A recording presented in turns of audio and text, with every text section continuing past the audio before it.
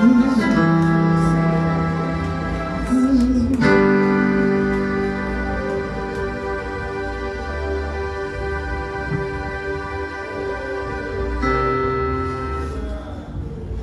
Amen.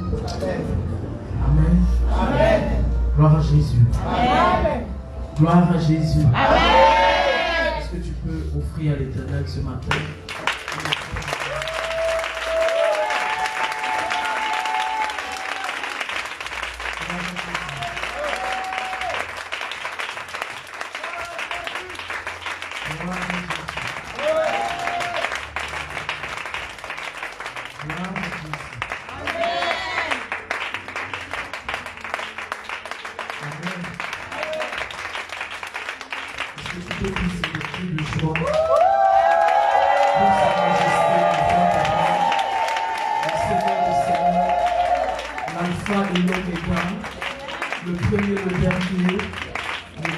Tribu de Juda, lui qui voit la fin avant le commencement, lui qui t'a béni, lui qui t'a permis d'être là ce matin. Est-ce que tu peux l'acclamer? Est-ce que tu peux le saluer? Est-ce que tu peux pousser des cris de joie?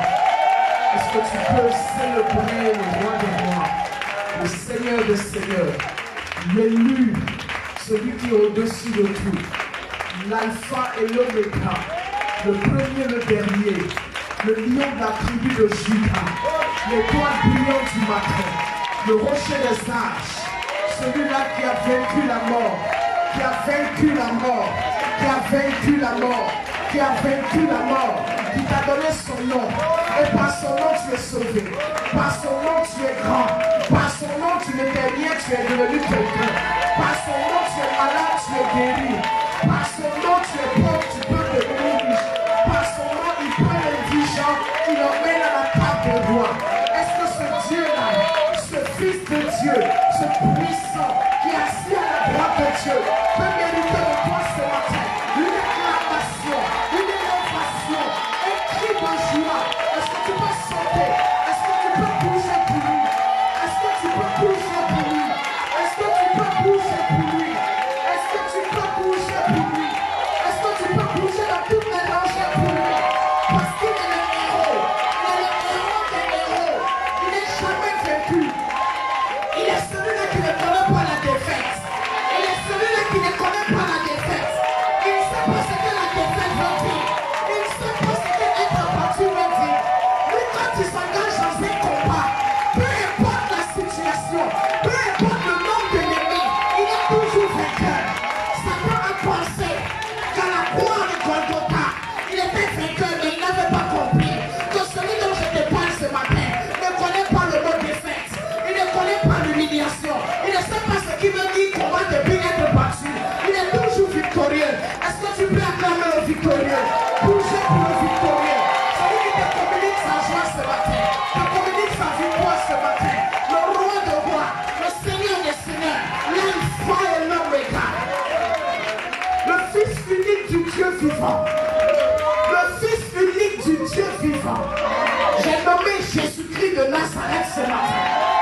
Jésus-Christ de Nazareth. Celui-là qui est au-dessus de tout. Qui est tellement grand qu'on ne peut le surmonter.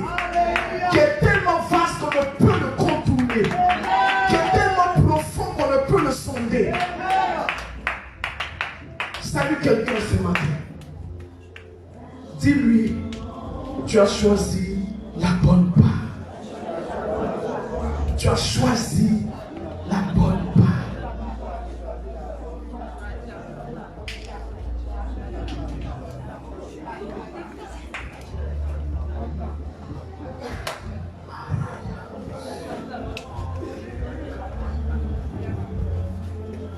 Oh Jésus,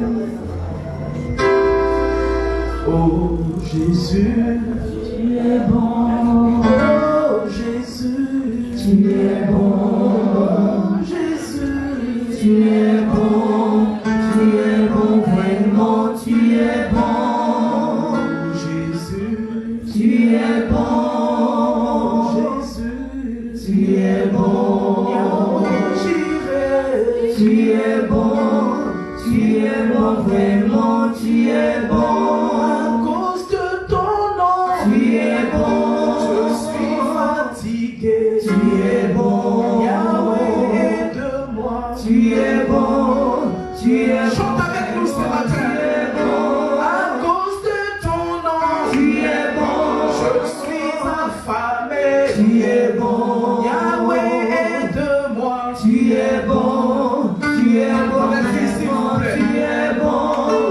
Oh, Jésus, Tu es bon.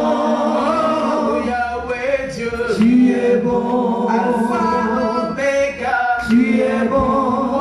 Tu es bon, vraiment, tu es bon. à cause de ton nom, Tu es je bon. suis persécuté. Tu es bon. Jésus, aide-moi. Tu es bon. Tu es bon, vraiment, tu es bon.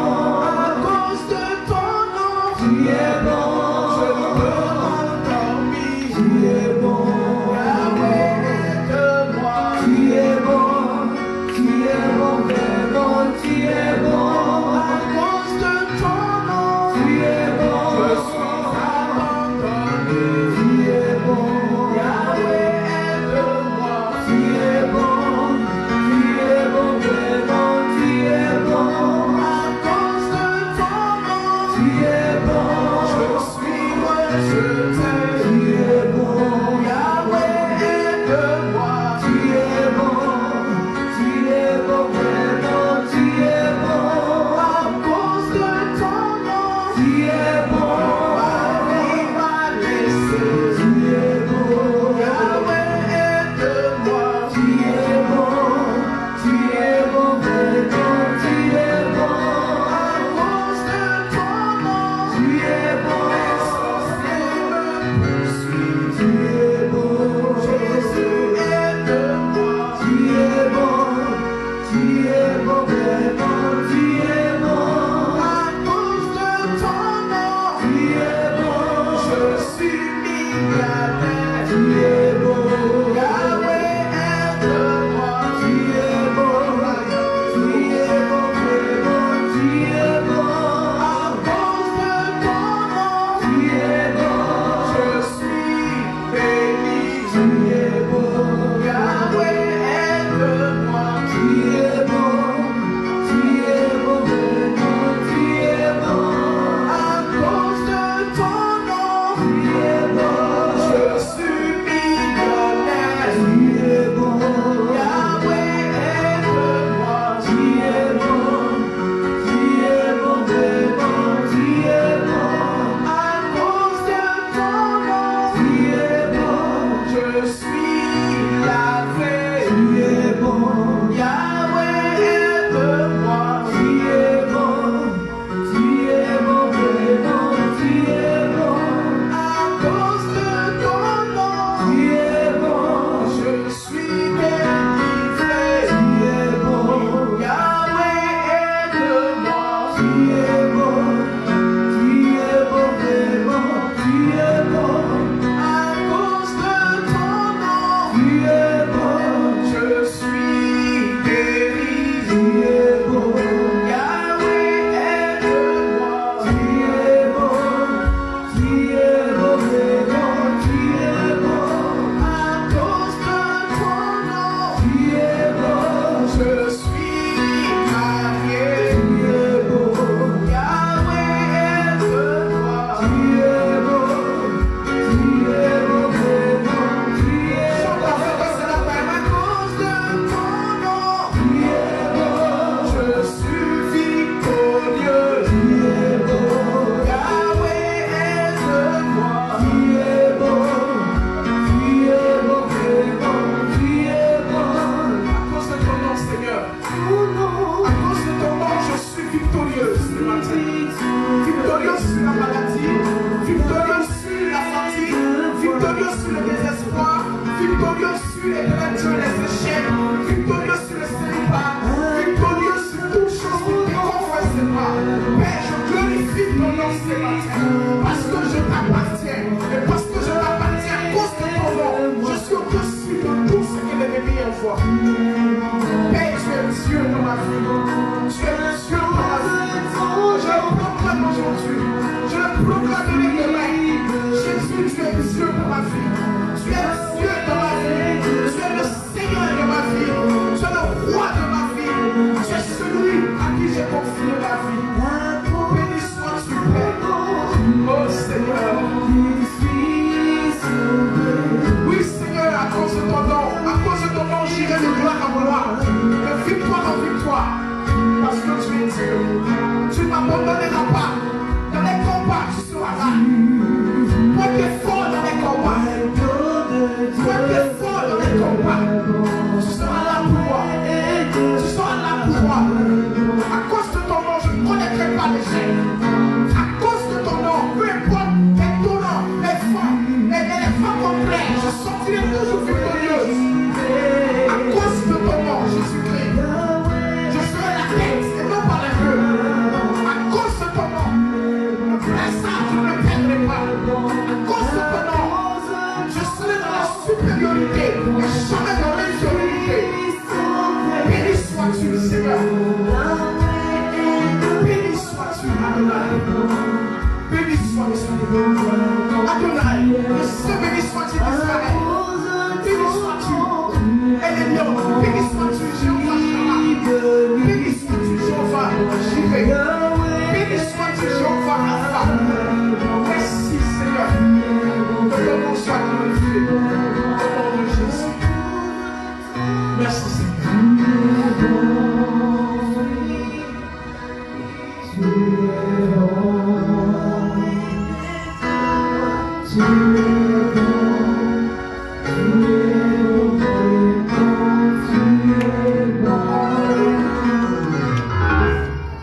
Amen.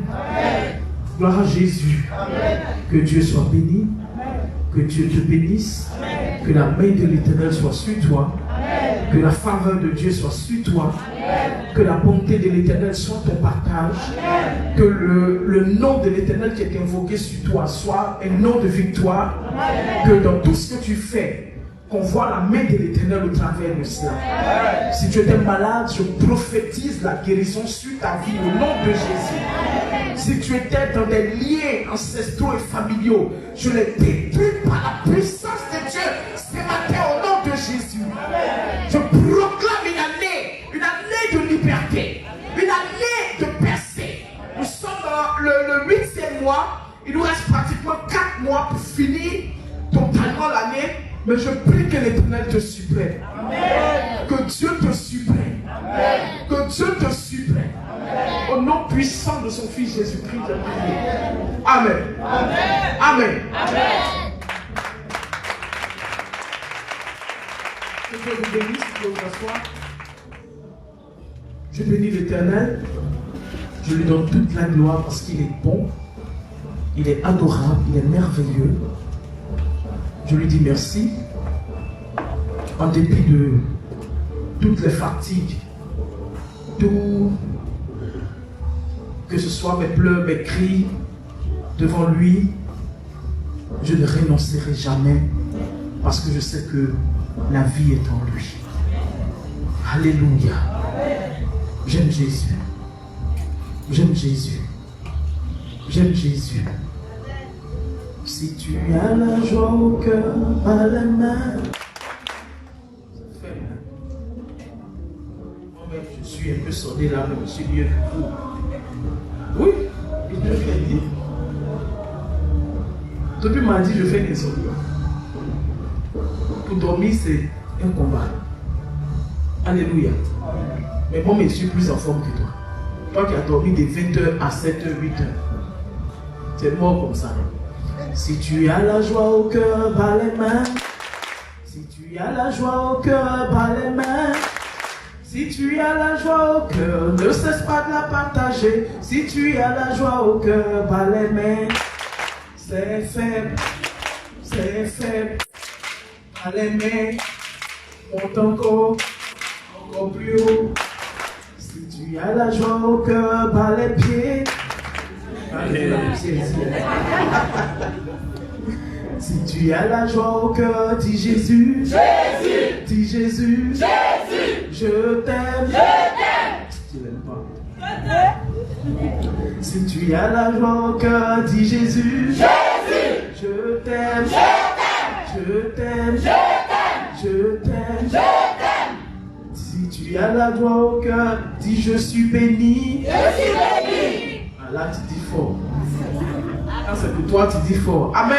Amen. Que Dieu soit béni. Amen. Que Dieu nous bénisse. Nous allons prendre nos Bibles ce matin. Il y a un thème que je voudrais partager avec vous ce matin. Pour redonner de la force, pour redonner de l'espoir, pour montrer à quelqu'un que Dieu est fidèle, qu'il ne nous abandonne pas, en dépit des difficultés que nous pouvons traverser. J'ai écouté sur le Club 700 le témoignage d'un homme que Dieu a visité puissamment, l'époux de cette animatrice chroniqueuse, Caroline Da Silva, à Club 700 de Massi Domingo. J'ai été édifié. Alléluia. C'est de telles choses qui fortifient la foi de quelqu'un. Toi, tu pleures parce que tu ne manges pas. Mais regarde quelqu'un qui a un cancer au stade 4, où tout est métastasé. Le cancer s'est propagé. On donne le pronostic vital. On va te dire, avec la chimio intense qu'on va faire, peut-être qu'il te reste 2 mois, 3 mois à vivre. Toi, tu ne manges pas, tu veux laisser tomber le Seigneur Jésus. Mais quand on lui a dit ça, lui et sa femme, n'étant même pas proches, sa femme habitée lui à Paris, ils ont commencé à prier. Ils ont prié jusqu'à ce que le Seigneur descende le guérit totalement d'un cancer de stade 4. Le stade 4, c'est le dernier niveau du cancer. Le stade 1, on peut traiter ou bien faire une opération pour faire une ablation parce que la tumeur est encore petite. Stade 2, stade 3, quand on dit le stade 4, c'est que le cancer s'est généralisé. Le tout est métastasé. Les métastases, ce sont les résidus du cancer. Mais dans ça, le Seigneur l'a guéri. On le voit partout, dans toutes les émissions, en train de marcher aux côtés de sa femme quand ils font les cérémonies. Si ce n'est pas Jésus qui peut faire ça, moi je n'ai pas vu quelqu'un d'autre. Je n'ai pas vu quelqu'un d'autre. Sorcier ne peut pas faire ça. Parce que Baye même il est mort cette semaine-là. Il ne peut pas faire ça. Mahomet ne peut pas faire ça. Même sa mère ne peut pas faire ça. Il n'y a que lui seul, le Fils unique du Dieu vivant, Jésus-Christ de Nazareth, pour accomplir des questions. Je suis désolé. Je vais vous choquer ce matin. Même si vous invoquez le nom de Dieu, il n'y aura rien. Parce que la Bible dit dans Philippiens, chapitre 4, que Dieu lui a donné le nom qui est au-dessus de tout nom. Son nom au-dessus du cancer des stades 4. Appelle le nom de sa mère, il n'y aura pas de guérison. Je suis désolé ce matin. Je vais te dire que Jésus-Christ est la lumière qu'il te faut. C'est lui qu'il te faut. Si tu veux sortir de la situation dans laquelle tu es, il te faut un nom, c'est Jésus-Christ de Nazareth, comme allié. Un marabout ne peut pas te sortir de la situation dans laquelle tu es.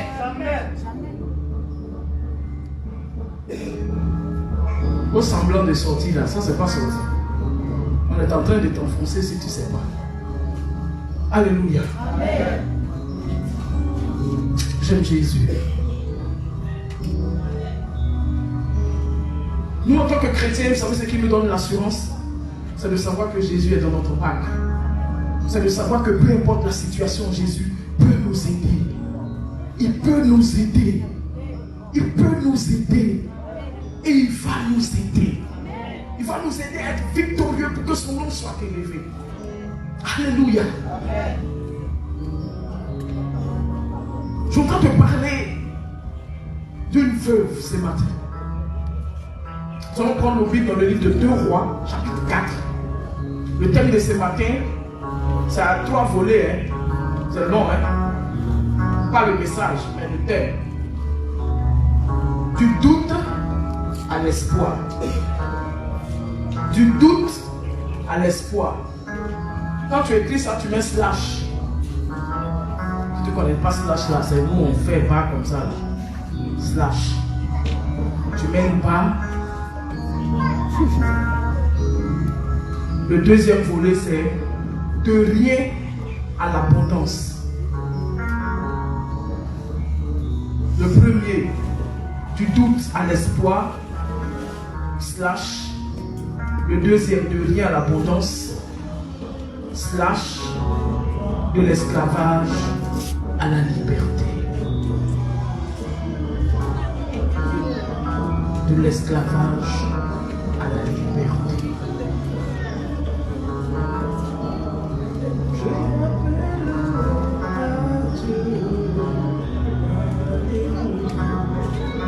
Sois béni maman Kofi, sois béni diaconesse Kofi, sois béni diaconesse Clémentine.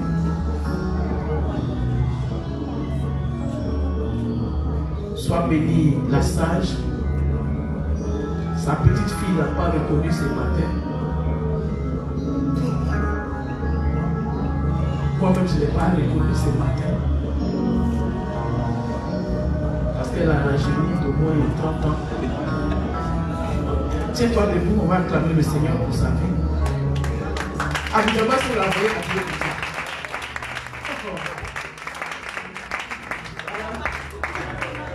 Fais ton malin. Amen. Je pense que c'est la grâce de Dieu. On acclame. Parce que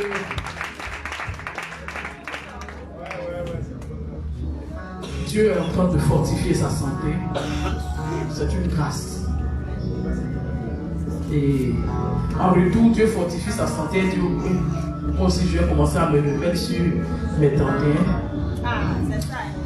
Que Dieu soit béni, que Dieu te bénisse, que Dieu bénisse le prophète, que Dieu bénisse son épouse, que Dieu vous bénisse abondamment.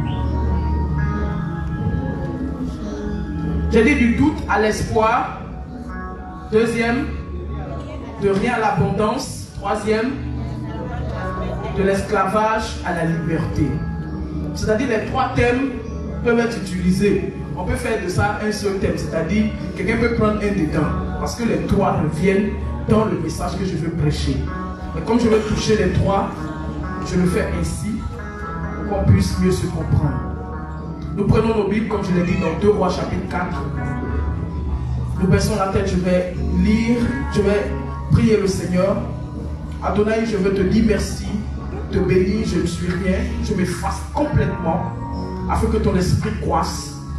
Tu me revêts de ta puissance afin que je ne sois plus cette dame ordinaire, mais que je sois une femme qui va annoncer ce matin des mystères. Que ton nom soit glorifié parce que tu m'exauces toujours au nom de Jésus. Amen. Allons-y. 2 Rois chapitre 4 verset 1er. Une femme, donc les femmes des fils des prophètes, cria à Élisée en disant: ton serviteur mon mari est mort, et tu sais que ton serviteur craignait l'Éternel. Or le créancier est venu pour prendre ses deux enfants et en faire ses esclaves. Élisée lui dit: que puis-je faire pour toi? Dis-moi, qu'as-tu à la maison? Elle répondit: ta servante n'a rien du tout à la maison qu'un vase d'huile. Et il dit: va demander au dehors des vases chez tous tes voisins, des vases vides, et n'en demande pas un petit nombre. Quand tu seras rentré, tu fermeras la porte sur toi et sur tes enfants. Tu verseras dans tous ces vases et tu mettras de côté ceux qui seront pleins. Alors elle le quitta, elle ferma la porte sur elle et ses enfants, et il lui présentait les vases et elle versait. Au verset 6, lorsque les vases furent pleins, elle dit à son fils: présente-moi encore un vase. Mais il lui répondit: il n'y a plus de vase. Et l'huile s'arrêta. Elle alla le rapporter à l'homme de Dieu, et il dit: va vendre l'huile et paie ta dette, et tu vivras, toi et tes fils, de ce qui restera. Au verset 8. Amen, amen, amen. Que Dieu bénisse sa parole. Amen. Tu vivras de ce qu'il restera. Quand on dit tu vivras de ce qui restera, ça touche quel côté de notre thème? De rien à l'abondance. L'abondance, c'est lorsque tu en as, tu as payé tes dettes et il te reste encore pour vivre et être heureux. Alléluia. Gloire à Jésus. Du doute à l'espoir. La Bible nous parle ici d'une veuve qui a perdu son époux. Et quand elle a perdu son époux, la Bible précise que son époux était fils de prophète. Donc c'était un fils d'Élisée. Il faisait partie de ceux qui étaient dans l'école des prophètes. C'était un fils à Élisée. Alléluia. Et voici ce qui va arriver. Elle va perdre son époux. Son époux qui l'aidait, qui lui donnait à manger. Mais il y a une chose qui est remarquable ici. C'est que son époux étant prophète, certainement il ne faisait pas grand chose. Sinon on va dire qu'il ne faisait rien. Parce que pour qu'il lui ait laissé une dette, c'est que lui-même, eux-mêmes n'étaient pas heureux. Il était fils de prophète, certes, mais il n'avait pas de joie, de bonheur, il n'était pas heureux. Alléluia. Elle dit, mon mari est mort.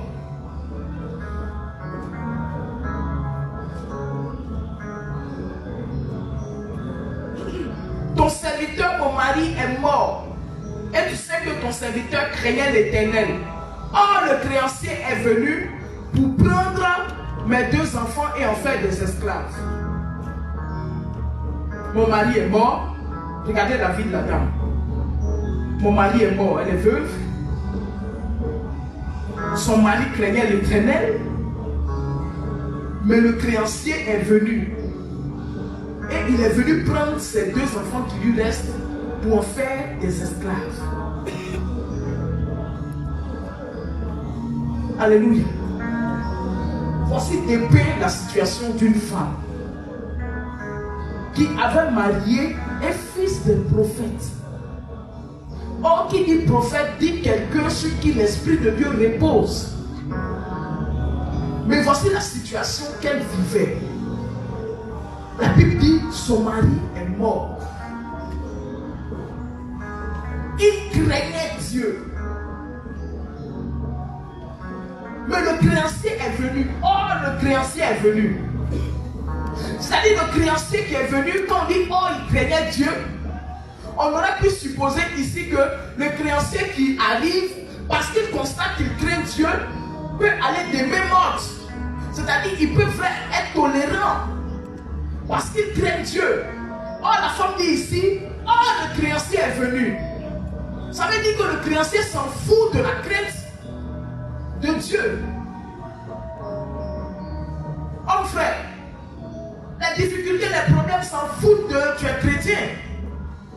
Est-ce que ça regarde ta chrétienté avant de venir? Tu es chrétien, tu as faim. Nul ne dit que parce que tu es chrétien, tu ne dois pas souffrir. Tu ne dois pas avoir faim.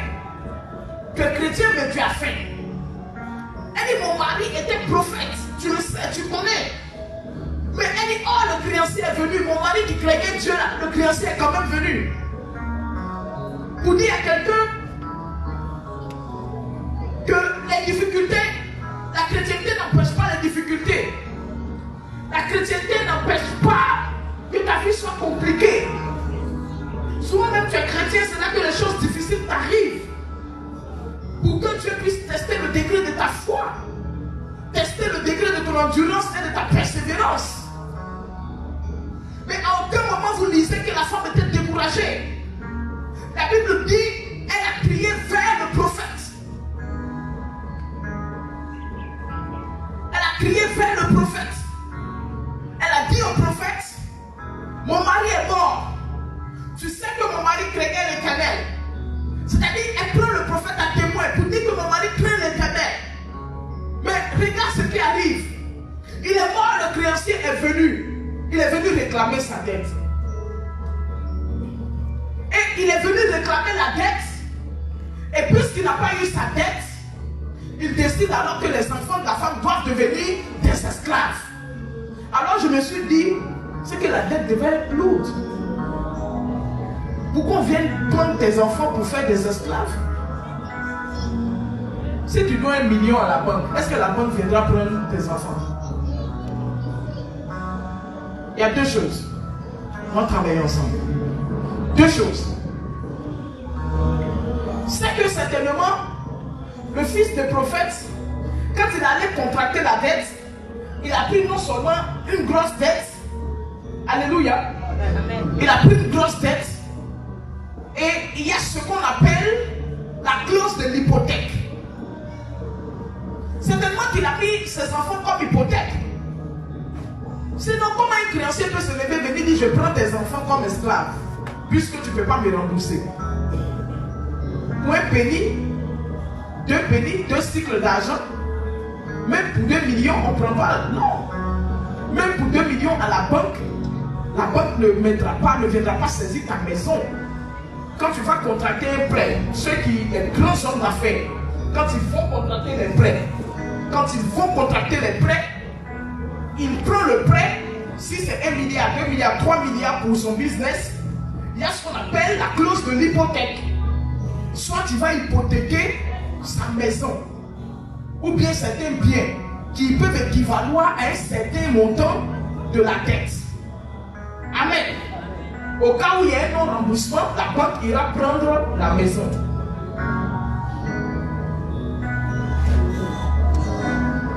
Mais il y a un jeu aussi, dans les jeux de casino, quand les gens vont jouer au casino, le jeu de poker au casino, quand ils commencent à perdre, souvent ils font des hypothèques.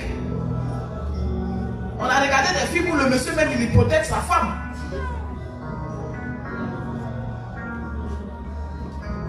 C'est un jeu des films là. Il hypothèque sa femme. Souvent il hypothèque sa montre. Il porte une montre qui fait 40 000 euros, 40 000 dollars, 50 000 euros. Il dit il met ça en hypothèque parce qu'il est en train de tellement perdre, il est fini. Alléluia. Donc on peut réfléchir à ça. Le fils de prophète craignait Dieu, mais voici la situation dans laquelle il a mis sa famille. Ça veut dire que lui-même là, le ministère dans lequel il était même là, ça n'avance pas. Il ne mange pas. Parce que pour laisser une si grande dette à la famille, c'est que ça ne va pas. Parce que quand même tu t'es endetté, que tu es mort, si l'argent est resté, on va savoir. Mais la femme est venue crier au prophète. Elle est venue dire au prophète, mon mari est mort. Tu sais qu'il craignait Dieu. Elle met ça devant le prophète. Tu sais qu'il craignait Dieu. Oh, le créancier est là. Il est venu prendre mes 2 enfants. Alléluia. S'il prend les 2 enfants de la femme, elle va manger quoi? Qui va aller au champ pour elle? Qui va faire les travaux? Alors elle est allée crier au prophète pour lui dire, voici la situation. Je suis empêtré dans une situation que je n'ai pas causée. Moi je suis pauvre dame à la maison en train de préparer. Déjà dehors mon mari a pris une hypothèque. Il a hypothéqué la vie de mes enfants. Et le créancier maintenant est venu, il veut récupérer les enfants. Élisée va lui poser la question. Il lui dit, qu'est-ce que je peux faire pour toi? Alléluia. Qu'est-ce que je peux faire pour toi?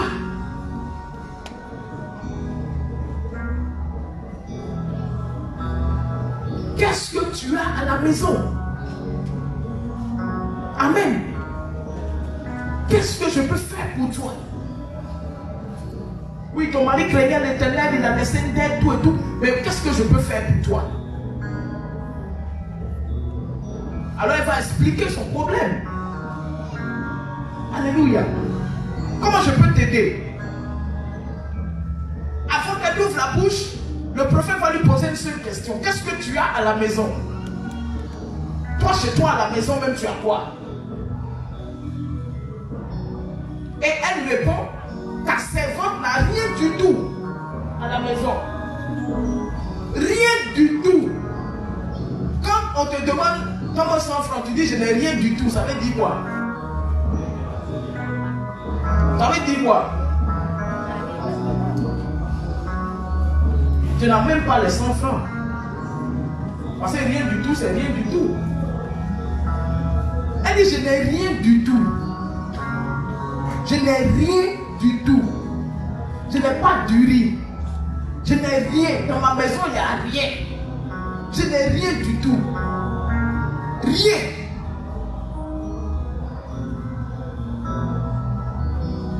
Élisée dit, qu'est-ce que je peux faire pour toi? Élisée ne s'est pas fatigué beaucoup. Elle a fini d'expliquer, il n'a pas dit allons voir le créancier. Parce qu'il a compris que là où ils sont arrivés, ce n'est pas une question d'aller voir le créancier, c'est de régler la dette du créancier. Ça veut dire que Élisée lui-même s'est rendu compte qu'il y a une clause qui donne le droit au créancier de prendre ses enfants. Amen. Sinon, il aurait pu dire, mais pourquoi il veut prendre tes enfants? Tu vas le maudire. Tu vas passer Élisée, c'est quelqu'un qui est nerveux. Tu vas le maudire. Tu vas prier pour qu'il meure. Qu'est-ce que tu veux? On n'a qu'à le tuer. Prions. Élisée n'a pas fait de prière, il n'a rien dit. La seule phrase qu'il a dite à la femme, c'est qu'est-ce que je peux faire pour toi? Parce que certainement, Élisée a compris qu'il y a un pacte qui a été signé qui contraint la femme à céder ses enfants. Combien de fois des pactes ont été signés sur ta vie, te contraignant aujourd'hui à abandonner ce que tu as, donnant l'autorisation à l'ennemi de posséder ce que tu as, sans que tu ne puisses dire un mot. Élisée n'est pas rentré dans un combat spirituel. Il n'est pas rentré dans un combat spirituel. Or, il est le dépositaire de la puissance de Dieu en son temps. C'est Élisée qui est le père de tous les fils des prophètes. C'est Élisée qui est le prophète, le big prophète, si on va dire, si vous voulez que je dise ça comme ça. En son temps, c'est Élisée parce qu'en Israël, chaque temps correspond, chaque période avait un prophète. Il y a eu Moïse, après Moïse, il y a eu celui qui est venu, il y a eu les juges, il y a eu le temps des juges. Après le temps des juges, tu as commencé à installer des prophètes qui dominaient en leur période. Il y a eu Samuel, il y a eu Nathan, il y a eu tous ces prophètes-là se succédaient. C'est-à-dire qu'il n'y a pas deux prophètes dans la même période pour venir se marcher sur les pieds. S'il y a deux prophètes, c'est que l'un est soumis à l'autre. Il y a toujours un prophète qui est au-dessus, avec qui Dieu donne la plénitude de l'esprit, et puis lui, il peut répondre ça sur les autres. Alléluia. Amen.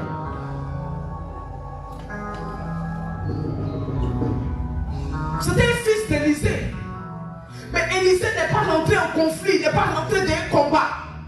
La seule chose qu'il a dit à la dame, c'est que puis-je faire pour toi? Dis-moi. Dis-moi. Qu'est-ce que je peux faire pour toi? Avant qu'elle me réponde, il pose une deuxième question. Qu'as-tu à la maison? Amen. La femme continue dans son mélodrame. Elle continue dans son mélodrame. Elle dit, je n'ai rien du tout à la maison. Qu'un vase où il y a un peu d'huile. Un vase où il y a un peu d'huile.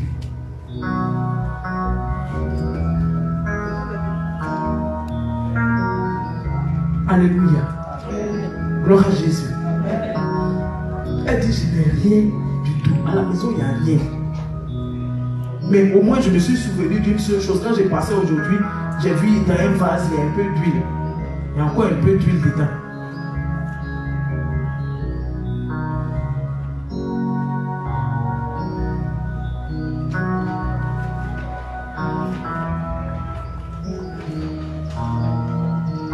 Amen. Elle avait un seul vase d'huile à la maison.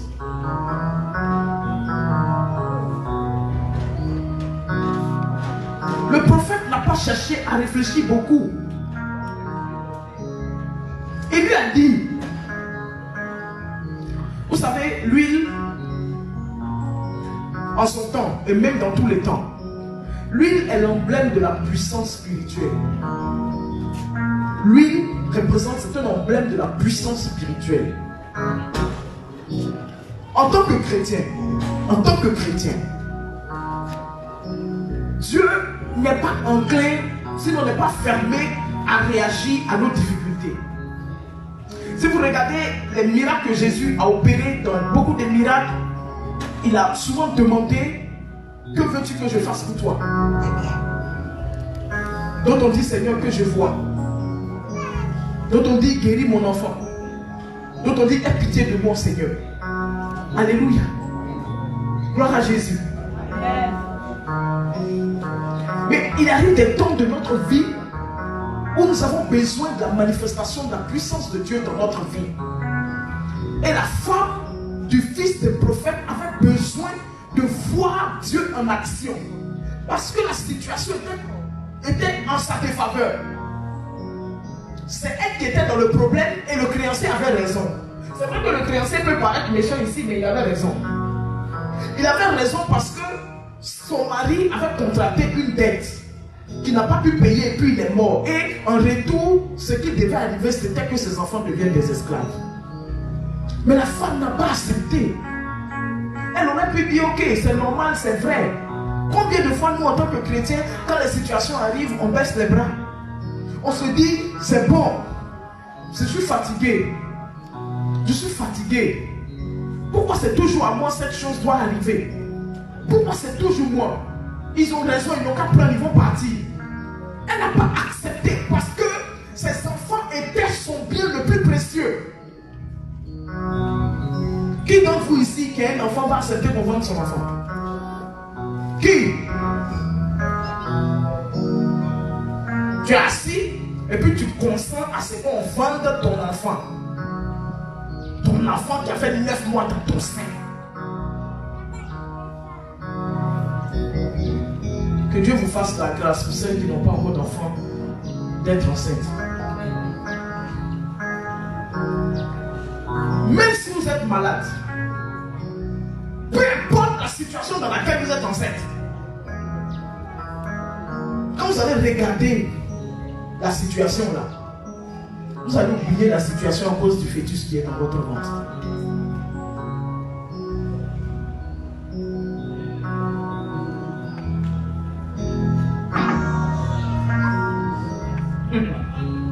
Parce qu'il y a des symptômes qui accompagnent certaines grossesses, mais c'est terrible. C'est terrible. Il y a certains symptômes. Il y a des femmes, quand vous les voyez, elles sont joyeuses. Elles mangent, elles sont contentes. Mais il y en a d'autres, quand vous les voyez enceintes, elles sont au bord de la tombe. On m'a parlé de certaines femmes, quand elles tombent enceintes, elles deviennent folles. À cause du fœtus qui est en train de grandir en elles. Parce que c'est du sang. Et l'odeur de ce sang, ce n'est pas tout organisme qui supporte. Il y a des femmes qui ne peuvent pas manger. 1er janvier 2015. On mange poulet, on mange lapin, on mange tout. Ce que je sais faire, j'ai vomi seulement. Alléluia. Du 1er janvier au 15 janvier, j'ai perdu 15 kilos parce que je ne peux pas manger. Mes filles au bureau m'ont regardé, elles m'ont dit, mais madame, quand vous arrivez à la maison, vous mangez. J'ai dit non. L'une de mes caissières m'a dit, mais doucement, elle a dit, mais c'est quel bébé ça, maman?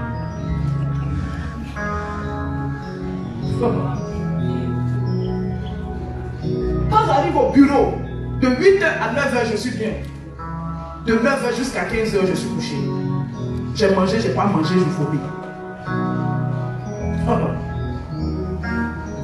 Mais quand je suis allé à l'hôpital faire l'échographie et puis j'ai vu le fœtus, j'ai dit je vais mourir. Mais dans les 9 mois, il faut que j'accouche. Parce que quand j'ai vu l'enfant dans mon sein, j'ai dit je ne peux pas reculer. Il va aller jusqu'au bout. Ah mais ça a été chaud.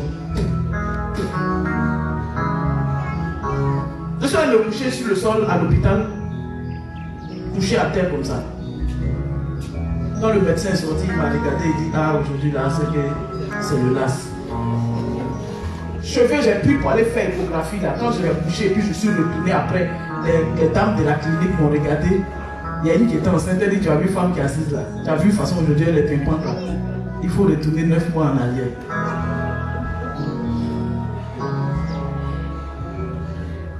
Amen. Mais quand l'enfant commence à bouger dans votre ventre, vous n'imaginez plus perdre votre enfant. J'ai mal dans mon cœur quand je vois des femmes qui accouchent et puis l'enfant meurt. Je me demande dans quel état d'esprit elles sont. Donc imaginez la femme du fils du prophète abandonner ses 2 enfants comme esclaves. Elle les préfère dans sa pauvreté. Je préfère mes enfants dans la pauvreté. Alors elle a refusé la situation. Elle a dit ce n'est pas possible. C'est vrai que le créancier a raison. Mais tant que je suis là et je sais que mon mari craignait Dieu et il avait un père spirituel qui est le prophète Élisée, quelque chose peut encore se passer. J'irai voir le prophète. Amen. Elle est allée voir le prophète. Elle a expliqué. Elle a précisé au prophète. Elle a mis la responsabilité du prophète devant lui. Elle a dit, mon mari craignait l'Éternel. Mais regarde la situation dans laquelle je suis. Mes voisins savent que mes enfants, d'ici 2 jours, doivent devenir des esclaves. Quelle humiliation. Quel déshonneur. Mais pourquoi alors le nom de Dieu a été invoqué sur mon époux? Pour que je me retrouve dans une telle situation. Depuis que mon époux est, ce n'est que la souffrance que nous avons connue. On mange à crédit, on vit à crédit. Il est mort maintenant, mes enfants vont devenir des esclaves. Prophète, je suis venu te voir.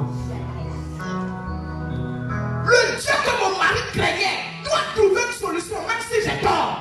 Même si le créancier a raison, le Dieu que je sais doit trouver une solution. Je vais te parler ce matin. Même quand tu as tort, l'Éternel ne te laissera jamais dans l'humiliation. Elle dit, papa, je suis venu te voir. Parce que le créancier m'attend à la maison. Il est venu chercher mes enfants. Pour que mes enfants aillent travailler comme esclaves. J'ai vu les esclaves. J'ai vu comment ils sont traités. L'enfant de ma sein. 9 mois, mes 9 mois. Ma souffrance. Mon sang qui a coulé. Papa, on me dit qu'ils vont devenir des esclaves. Parce que mon mari lui doit.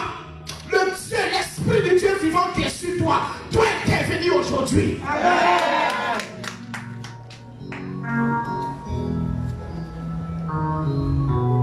Élisée, est-ce que vous avez vu Élisée discuter? Élisée s'est arrêté. Il a dit, qu'est-ce que je peux faire pour toi? Dis-moi. Quand quelqu'un te dit, dis-moi, c'est une confidence. Il dit, dis-moi, ouvre-moi ton cœur, dis-moi, c'est qu'il est touché. Il dit, dis-moi, qu'est-ce que je peux faire pour toi? Quand tu es à la maison, il va faire, il va dire non. Il faut que l'Esprit du Dieu là se lève.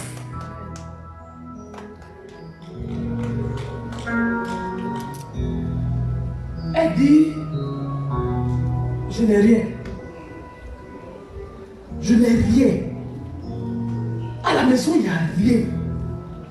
Mon mari ne m'a rien laissé. Nous, on vivait dans la, c'est-à-dire de totale pauvreté. Il n'y a rien. Mais prophète, il y a quand même un peu d'huile dans un petit vase dans un coin.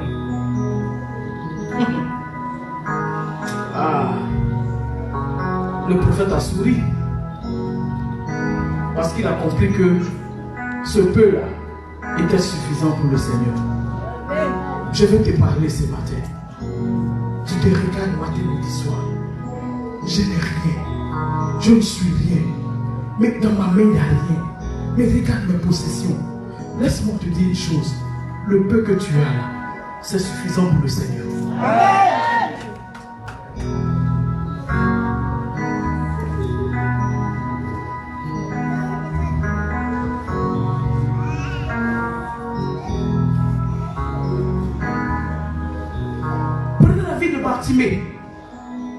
Bartimée est né aveugle. Est-ce que quelqu'un choisit de naître aveugle? Non. Mais il est né aveugle. Il avait cette fatalité. Qu'est-ce que Bartimée pouvait faire? Bartimée est assis et il était mendiant. Il était dans une forme de mendicité. Matin, midi, soir, il tendait la main. Il demandait l'aumône. Il demandait l'aumône. Et un jour, la Bible dit que Jésus va passer dans la ville. Il a entendu, on dit c'est Jésus-Christ de Nazareth. Mais de vous à moi, dites-moi, est-ce que Bartimée connaissait Jésus? Est-ce que Bartimée connaissait Jésus? Il connaissait Jésus? Est-ce qu'il avait déjà entendu parler de Jésus? Hein? Il avait déjà entendu parler de Jésus. Donnez-moi le verset.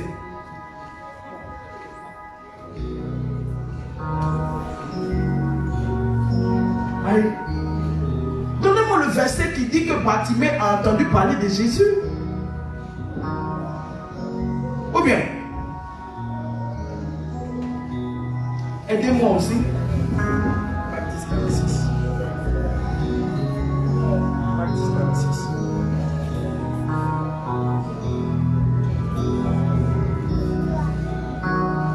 Allons-y, Marc chapitre 10.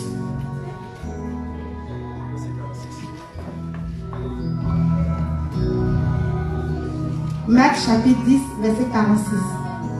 Il arrivait à Jéricho, et lorsque Jésus en sortit avec ses disciples et une assez grande foule, le fils de Timée, Bartimée, mendiant aveugle, était assis au bord du chemin. Il entendit que c'était Jésus de Nazareth, et il se mit à crier: Fils de David, Jésus, aie pitié de moi. Plusieurs le reprenaient pour le faire taire, mais il criait beaucoup plus fort. Amen. C'est tout ce que je veux. Alléluia. Il est aveugle de naissance. N'est-ce pas? Aveugle de naissance. Assis à un lieu où tous les matins il crie pour que les gens lui fassent de l'aumône parce qu'il n'a pas le choix. C'est une fatalité pour lui. Il va nulle part. Matin, s'il a pris sa chose, il est assis, couvert de son vieux pain, il est assis là et les gens lui font l'aumône. Alléluia. La Bible dit, il a entendu que c'était Jésus. Est-ce que entendre parler de quelqu'un veut dire qu'on le connaît? Donc moi je dis, il ne connaissait pas Jésus.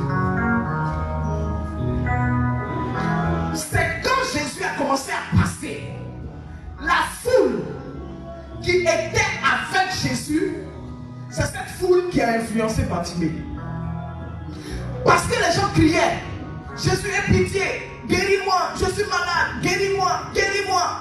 C'est là que Bartimée va entendre parler de Jésus. Il entend maintenant: Fils de Dieu, pardon, aide-moi, aie pitié. Fils de David, aie pitié, aie pitié. Ne l'ayant jamais vu, il va aussi crier. Et son cri, parce qu'il y a un temps pour tout, va interpeller le Seigneur. Va attirer l'attention du Seigneur. L'aveugle qui est assis. Parce qu'il a une foi. Il ne connaît pas Christ. Mais le peu qu'il a entendu, la foule en train de crier là, il a aussi crié. Il a crié: aie pitié de moi, fils de David. Alléluia. Quand nous avons le problème, quand il y a une situation,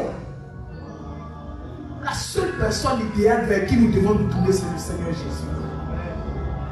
Mais il y a des personnes ici, il suffit que la situation soit tendue pour que ces personnes-là arrêtent. Bartimée aurait pu laisser tomber, mais il n'a pas laissé. Il a compris qu'ils sont en train de crier, parler de Jésus, crier: guéris-moi, guéris-moi. Ah, si c'est une affaire de guérison, c'est que moi aussi je suis dedans. Aie pitié de moi, fils de David. Alléluia.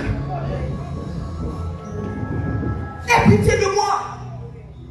Il a crié plus fort. Mais est-ce qu'il a crié pour demander aux gens de l'aider? Est-ce qu'il a demandé à quelqu'un de le conduire vers Jésus? Automatiquement, il s'est attaqué à la personne du Christ. Il a crié le nom du Christ. Il a appelé: fils de David, aie pitié de moi. Alléluia. Quand vous regardez le film, il y a le film de Jésus. Quand vous regardez le film de Jésus, il y a une partie, quand on montre Bartimée, on le montre en train de demander: c'est qui draine cette foule? Et quelqu'un lui a dit: c'est Jésus-Christ, le fils de David. Alléluia. Ça seulement, ça suffit pour qu'il ait son miracle. Mais toi, quand tu as un problème, tu ne peux même pas chercher à voir le Fils de Dieu. tu es découragé, tu ne viens plus à l'église, tu veux abandonner, tu te dis ce n'est pas la peine, moi je vais laisser tomber. Pourquoi c'est moi qui souffre? Pourquoi? Je t'annonce ce matin, est-ce que quelqu'un a dit que quand on est chrétien, on ne doit pas souffrir? C'est qu'il faut laisser la chrétienté. Non, je t'informe, il faut laisser la chrétienté. Il faut laisser. Tu peux laisser tomber. Parce que devenir chrétien, c'est difficile. C'est difficile. Souvent, il y a des situations qui t'arrivent, comme la situation de la veuve. L'humiliation, le déshonneur, la tristesse, la maladie. De chrétien, tu es malade. Mais est-ce que ça doit t'emmener à abandonner la main de Dieu? Du doute à l'espoir. Tu peux douter. Mais le doute ne doit pas emporter ta vie. Si tu n'as pas d'espoir que Dieu peut faire quelque chose pour toi, c'est que tu ne pourras pas t'en sortir. C'est que ça ne sert à rien que tu sois devenu chrétien. Alléluia. Gloire à Jésus.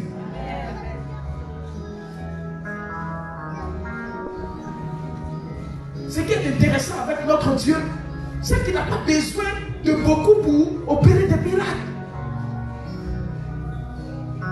Mais il va demander toujours, qu'est-ce que tu as? Il a demandé à la veuve, tu as quoi? Elle s'est tellement minimisée qu'elle a dit, je n'ai rien. Mais ce que j'ai, c'est un peu d'huile. Or, elle ne sait pas qu'en son temps, Élisée même est le dépositaire de l'huile. C'est lui-même qui représente la puissance spirituelle. Donc, puissance spirituelle au contact de ça va créer un miracle. Il ne s'est pas fatigué, il a dit, ok, tu as de l'huile. Est-ce que tu as des vases? Elle dit, ah, maman, il te dit, je n'ai rien. C'est un seul vase. Il dit, va demander autour de toi. Prends des vases. Prends des vases. Emprunte les vases de tes voisines. Va prendre. Elle allait taper. Femme, on va vendre ses enfants là. Elle est montée dans tel coup, donnez-moi 5 vases. Il y a fête.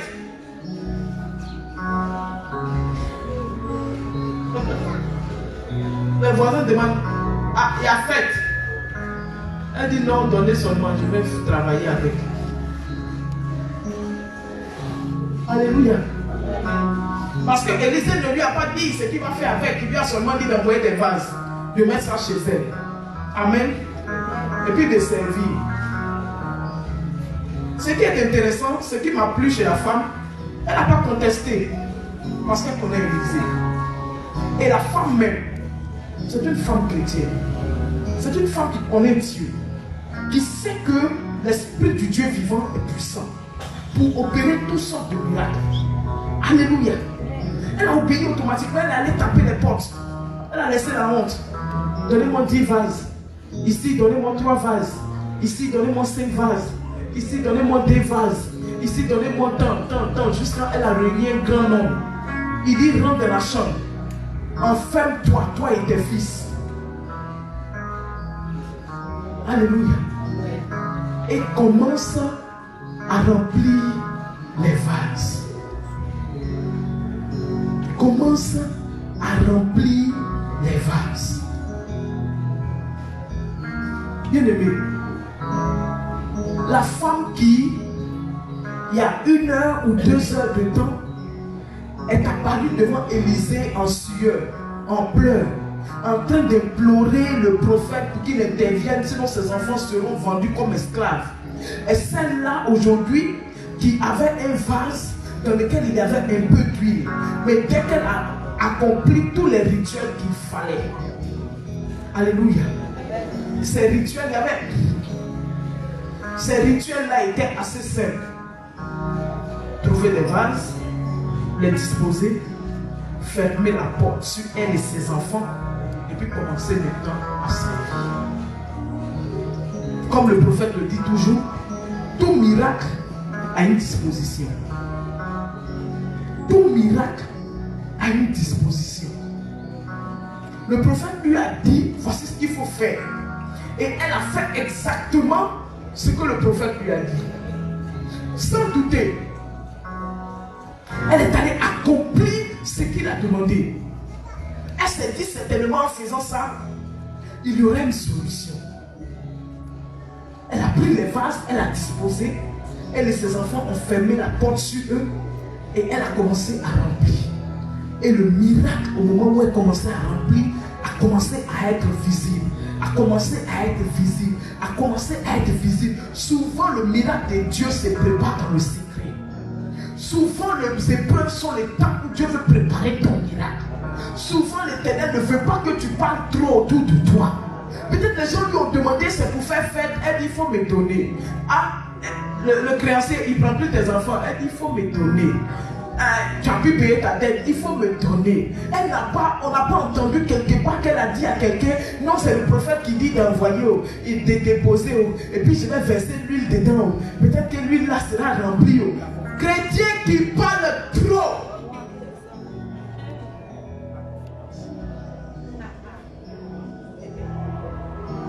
Les gens se sont moqués d'elle autour. Les gens ont vu le créancier. Les gens ont vu qu'il est venu chercher les enfants. Elle est devenue le déshonneur du quartier, la risée du quartier. Pour que Dieu le lève, Dieu va le faire dans le secret. Pour que lorsque les gens la revoient, ils voient une femme qui est dans l'abondance. Fermez la porte sur vous. Parce que les voisins ne comprendront pas ce qui est en train de t'arriver. Mais ce qu'ils verront, c'est que Dieu a opéré un miracle. Chrétien, souvent apprend à t'aider.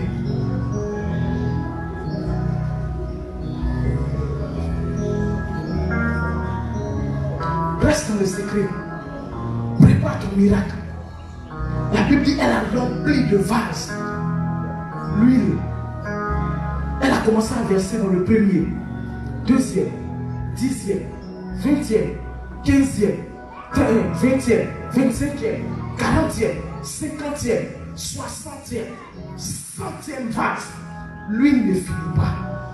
Ce qui m'a plu, Élisée va lui démontrer que le Dieu que elle et son mari ont suivi ne l'ont pas suivi en vain, qu'il y a de l'espoir pour eux, que même si le créancier veut les prendre, Dieu peut encore faire quelque chose. Même s'ils sont humiliés, ils peuvent être encore élevés. Élisée qui connaît ce qui est en lui, ce qui est Dieu dans sa vie, va lui donner une parole. Il dit va prendre des vases. Mais les vases tu vas prendre là, ne prends pas 2, ne prends pas 10, prends en grande quantité.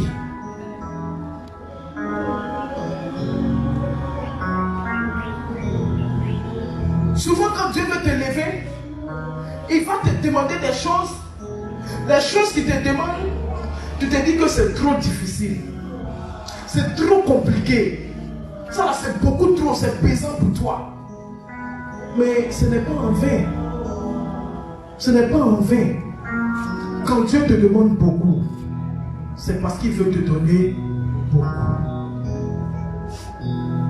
Sinon de vous à moi, qu'est-ce qui empêche Dieu de nous bénir aujourd'hui? Dites-moi. Est-ce que Dieu ne peut pas bénir chacun de nous aujourd'hui? Il ne peut pas? Tu vas te marier, tu peux sortir là, tu vas placer ton mari tout de suite.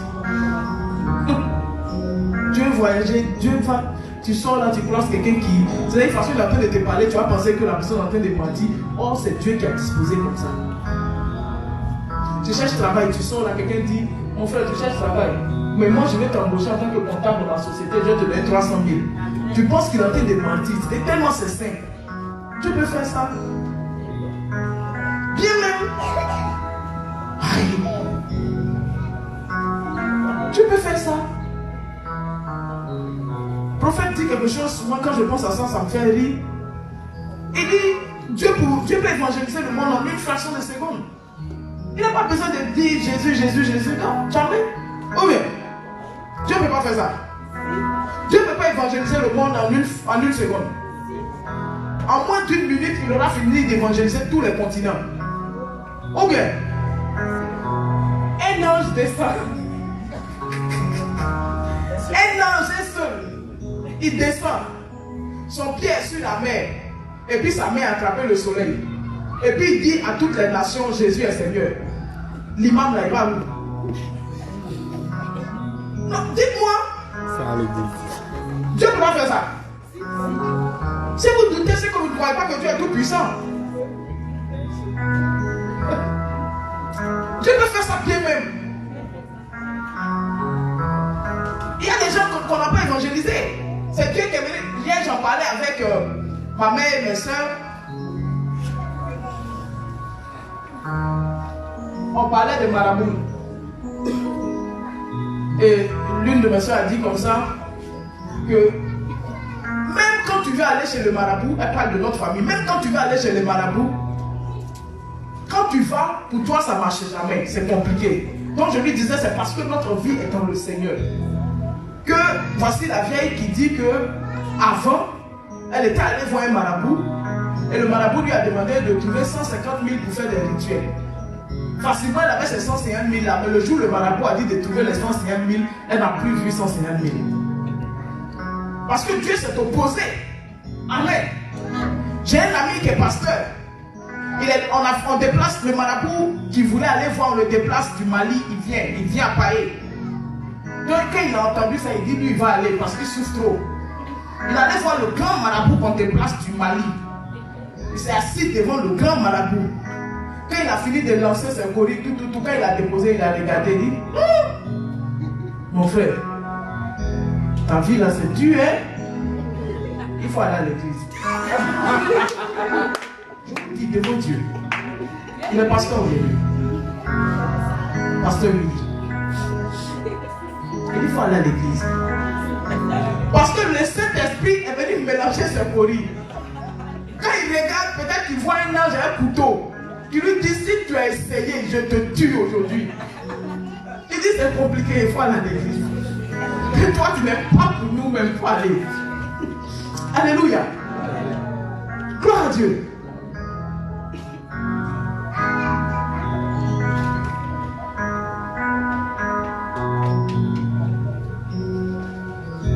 Dieu peut le faire. Mais pour tester l'état de notre cœur, pour tester l'état de notre vie, pour voir quelle est la disposition, pour opérer des miracles, pour démontrer qu'il est puissant, pour démontrer qu'il est le roi des rois, pour démontrer que lui il est avec nous et qu'il peut nous aider. Souvent Dieu nous fait passer par de telles difficultés, par des humiliations. Il nous met dans le doute pour nous emmener à l'espoir. Il nous met dans du rien à l'abondance, de l'esclavage à la liberté. Le rien de la femme, c'était un petit vase. Mais Dieu n'a pas besoin de beaucoup, c'est ce que j'ai dit. Est-ce que quand je me regarde là, Dieu pourra-t-elle faire telle chose dans ma vie? Pourquoi pas? Il faut prospérer ça de ton esprit à partir d'aujourd'hui. Il n'y a pas une chose que Dieu ne peut pas faire dans la vie d'un de ses enfants. Dieu peut tout faire. La femme a dit à Jésus, elle a dit, si tu le peux. Quand pour son fils, elle a dit, Seigneur, si tu le peux. Jésus a répliqué. Il a dit, si je le peux, que rien n'est impossible à Dieu. Rien. Rien n'est impossible. J'ai regardé une vidéo sur Facebook, je crois, oui. Un cycliste, motocycliste, ou bien je ne sais pas, mais il avait un casque. Il a fait un accident, il tombait. Quand il était en train de tomber, il a croisé un bus. Je ne sais pas si les gens ont vu cette vidéo. Il vient avec le bus et il est tombé, sa tête est rentrée sous le pneu du bus. Et c'est là que le bus a freiné. Ça dit, une seconde de plus, le bus écrase sa tête. Mais c'est là que le bus s'est arrêté. Si ce n'est pas Dieu, c'est qui?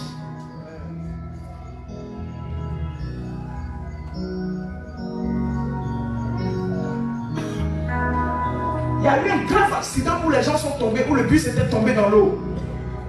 Le bus était tombé dans l'eau. Une année, je ne sais plus combien d'années en arrière. y a une femme qui dit, elle ne sait pas nager, mais elle s'est retrouvée dehors. Si ce n'est pas Dieu, c'est qui? Il y a des voitures qui font accident. Quand vous regardez la voiture, là, si on dit la voiture a fait accident, c'est faux. Mais le conducteur qui est dedans est mort. La voiture n'a pas de gratinure, on dit ça fait accident, mais le conducteur est mort. Il y a des voitures qui font accident, quand on regarde, on dit le conducteur, le voilà qui est arrêté, on ne croit pas. Parce que la voiture est toute chiffonnée, froissée. C'est qui? C'est la main de l'Éternel.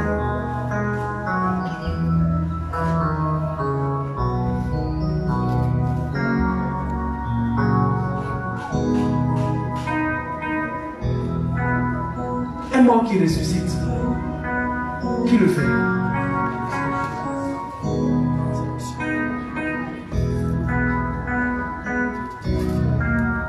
Un sein cancéreux dont on a fait l'ablation, qui repousse, c'est qui?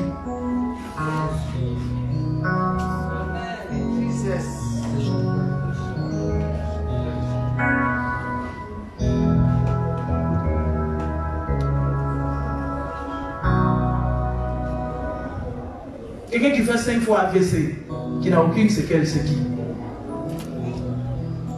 C'est qui? Allez demander à maman Maï. C'est pas ailleurs, c'est devant nous.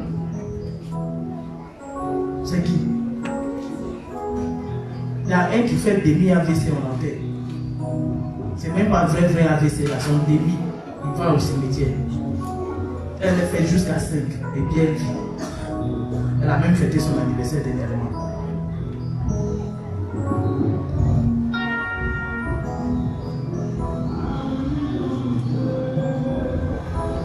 Amen.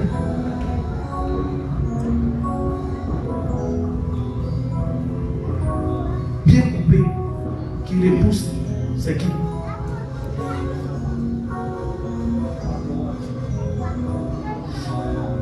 Il n'y a pas deux, il n'y a pas trois.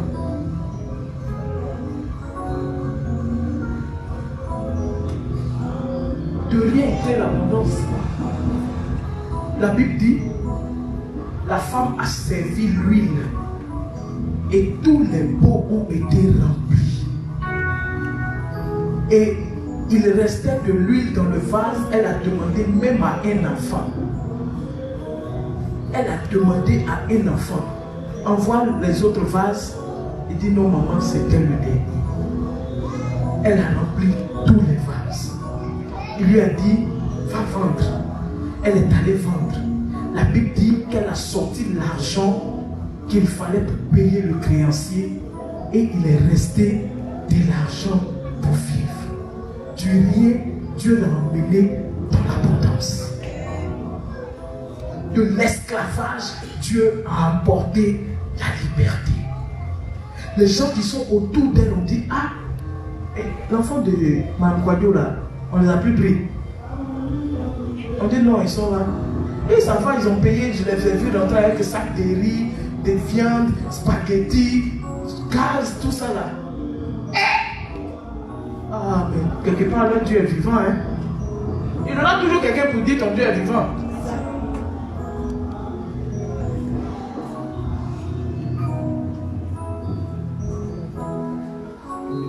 Si tu doutes aujourd'hui, il y a de l'espoir. Vous savez, c'est quand on a fini de t'enterrer au cimetière et que tout le monde est en train de se retourner que tu es resté seul là-bas, que c'est fini. Le jour où tu es mort et qu'on t'a appliqué formol, c'est fini. Amen. Amen. C'est-à-dire que c'est fini. Mais toi tu vis, tu as 2 mains, tu as 2 pieds, tu n'as plus d'espoir, tu es dans le doute à cause de ton âge. On a parlé de ça tout à l'heure ici, non? Ou bien c'est quoi le problème? Parce qu'il y a des gens qui croient que Dieu peut tout faire. Qui croit que Dieu peut tout faire? Qui croit que Dieu peut tout faire? Maintenant, je vais vous expliquer le problème. Le problème, beaucoup croient que Dieu peut tout faire. Mais beaucoup ne croient pas que de tout faire là, ça peut concerner leur vie. C'est ça souvent le problème. Souvent ils disent, je sais que Dieu peut tout faire.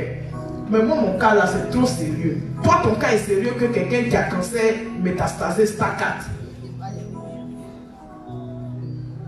Ton 40 ans où tu n'es pas marié là, c'est tellement sérieux que le cancéreux qui lui, ils ont montré la photo du monsieur, joli garçon, si vous voyez le mari de la dame, monsieur Da Silva, un bel homme, joli même, à Bogaïs, gros grain, mais ils ont montré sa photo de cancéreux là. C'est Dieu qui a fabriqué ça pour l'amener comme il est aujourd'hui. Toi tu ne manges pas, tu n'as pas habillé, on ne t'a pas marié, tu es en bonne santé. Moi j'ai laissé Jésus. Faut laisser. Tu n'as pas eu examen. Tu ne veux plus aller à l'école. Tu dis Seigneur, moi je ne vais plus à l'église. Votre affaire d'église là, c'est rien du tout.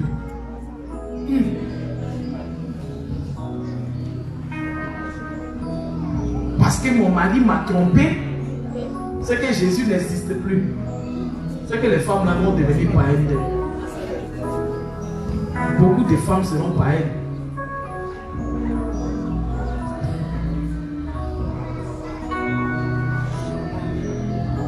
Parce que mon projet là n'a pas marché.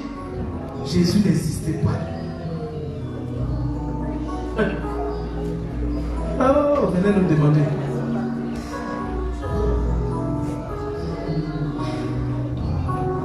Il y a une chose que je conseille.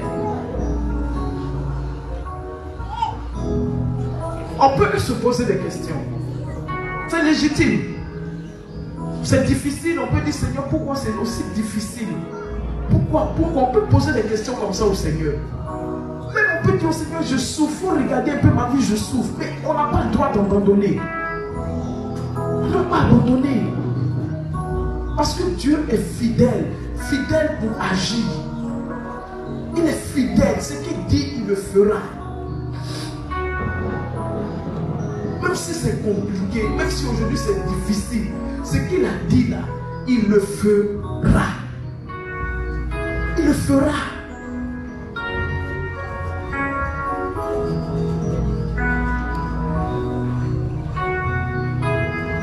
Ce que la femme a reçu, c'est quoi? C'est la grâce.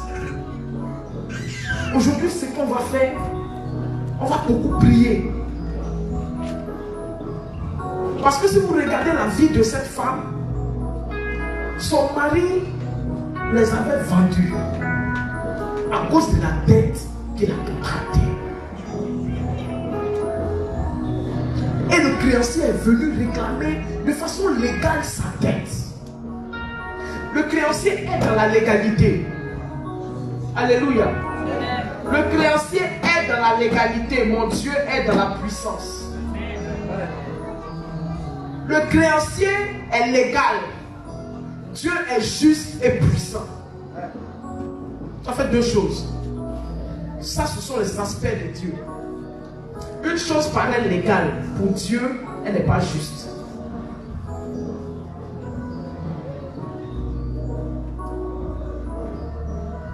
Amen. Une chose peut paraître légale, mais pour Dieu, elle ne mérite pas l'esclavage.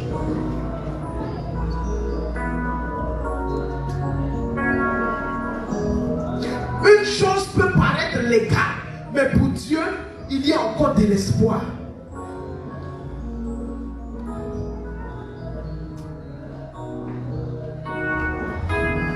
Ou bien,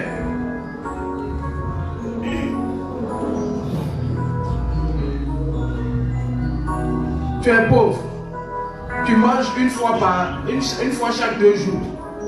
En temps normal, la vie naturelle dit que toi tu n'as pas d'espoir. Toi tu es rien. Toi tu ne peux pas t'en sortir. Quelqu'un qui manque une fois chaque 2 jours. Quand quelqu'un te regarde, il dit laisse-le, c'est un maudit. Amen. Mais Dieu dit, lui là, il y a du reste en lui, je peux faire quelque chose avec lui. Dieu regarde, les hommes regardent une femme qui a plus de 40 ans, on trouve qu'elle a vieilli, qu'elle s'en va vers la ménopause, on ne peut plus la marier.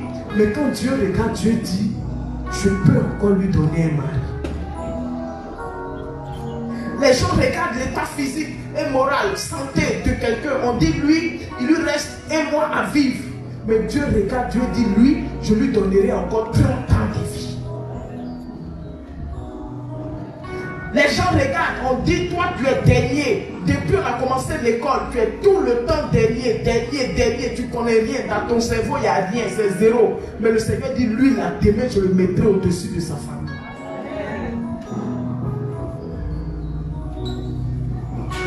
Il y a ce qui est légal. Et il y a ce que Dieu dit. Ce que Dieu dit est au-dessus de toute légalité.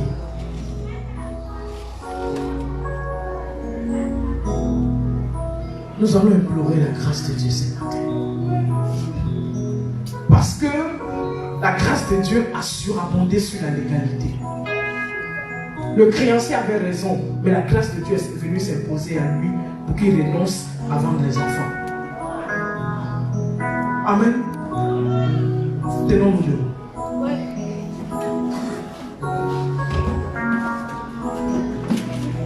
Quand toi-même tu regardes ta vie là, tu sais que tu as besoin de la grâce de Dieu.